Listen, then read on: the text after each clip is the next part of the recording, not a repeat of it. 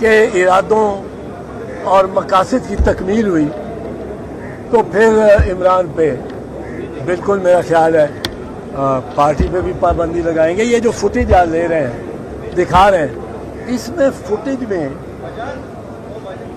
एक सेंसर की हुई लगती है कि फुटेज में आप दिखाते जाते हैं, दो बंदों के चेहरे आते हैं, उसमें एक बंदे ने दायरा करके उसको जो उठा लिया, दूसरे वाले को जो बीच में थे साथ है उसको कुछ नहीं कहा, वो फिर रहा है।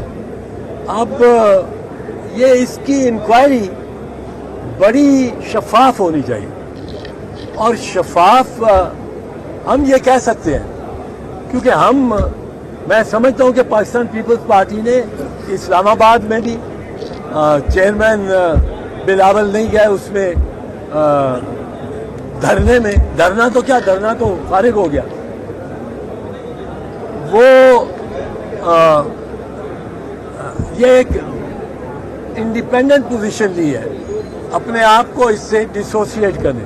आप देखें कोर कमांडर के घर पे हमले पे हमारा कोई बंदा नहीं आपको मिलेगा।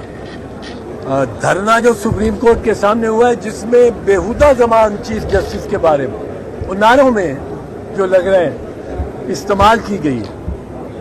और मैं ये अर्ज करता जाऊं, आखिरी बात, ये एक चीफ पे नहीं रुकेगी बात। अगर एक चीफ को आप हवाले कर देंगे तकदीर के, ये जहाँ चीफ लगा है ये उस तक बढ़ेगी। मौलाना पहले ही कहते थे कि हमने इस्लामाबाद नहीं जाना, हमने तो पिंडी जाना।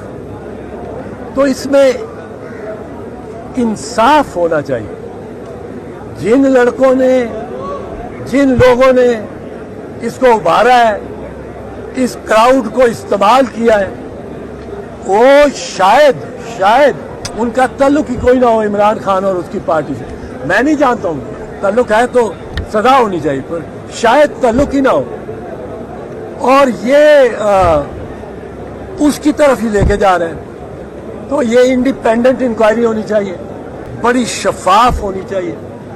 और मिलिट्री कोर्ट्स में केसेस चलने के हम खिलाफ हैं। 2045 को इन्वोक करने के हम खिलाफ हैं।